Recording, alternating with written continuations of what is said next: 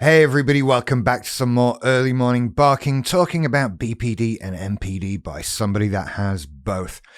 Don't forget to hit the like and subscribe buttons. Only about half of you are actually subscribed, so go and hit the subscribe button. It's just there. What are you waiting for?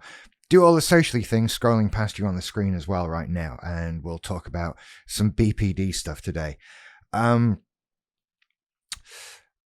If there was a sound that I would use to represent BPD, it is this.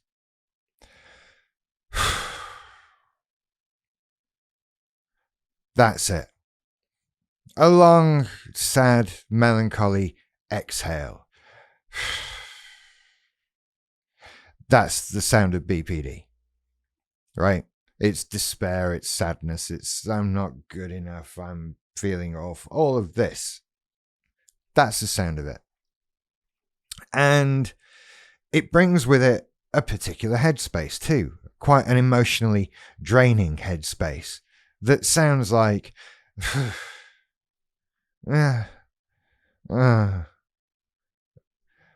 and we live in it, this headspace.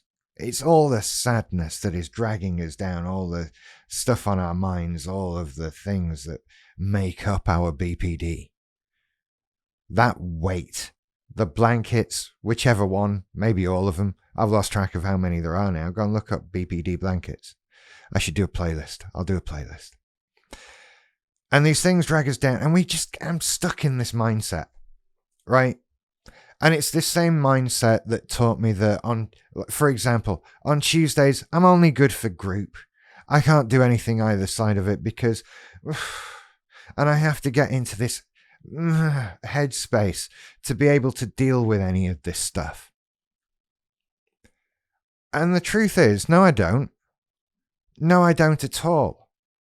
I can be in a much better headspace. I can be in a much more positive, happier headspace. Yes, there's stuff holding me down, but I've started dealing with that stuff.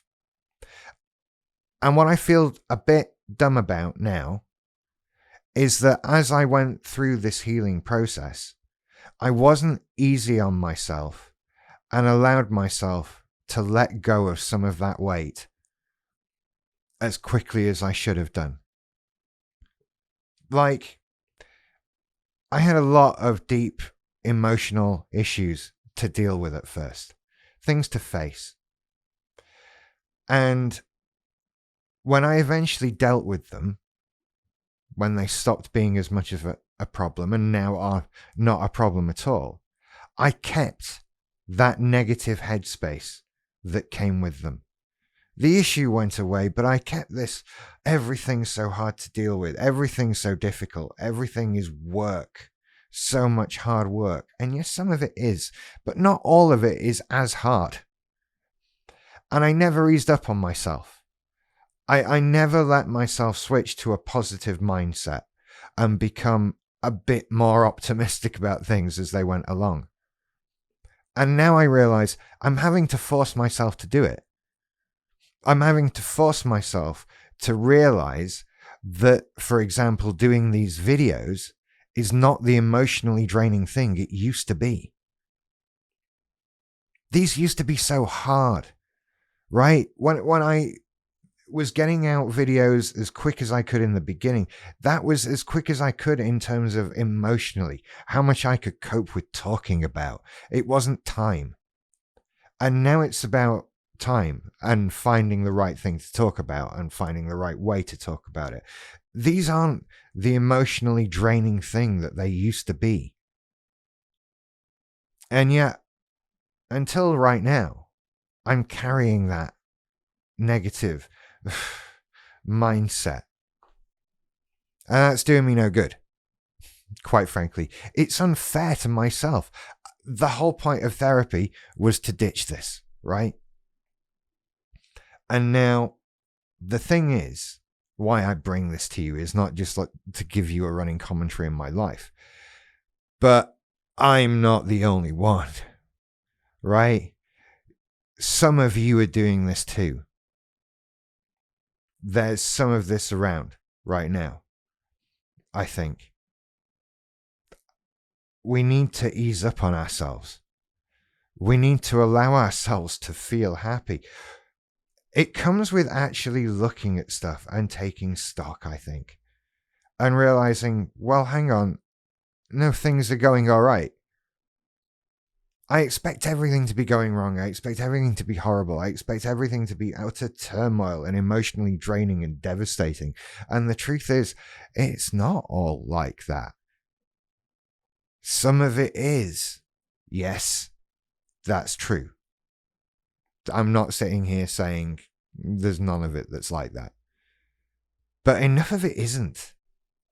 Especially where I am personally and where you are going to, or are also, I don't know. There's room to be kinder to yourself. There's room to give yourself that bit of happiness coming in. And I think that might snowball if you can manage it. I think you might get into a state where you're just getting used to feeling happier. But it apparently takes work. And I didn't know that. And I felt I should let you know that I figured that out one way or another. So you can either go, he's right. Oh, yeah, I knew that. Oh, he's talking shit again.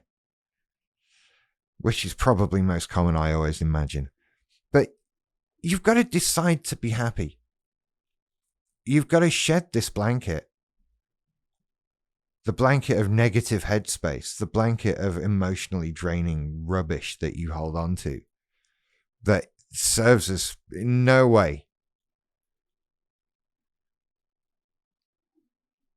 I think it feels like the emotional difference between, when you start working out and running to the end of the street nearly kills you, and you can either give up there because running to the end of the street nearly kills you, I'm not doing that again, or you can do it again tomorrow and the next night, and maybe eventually running to the end of the street and a lot further doesn't remotely kill you at all, and you can just run forever like Forrest Gump.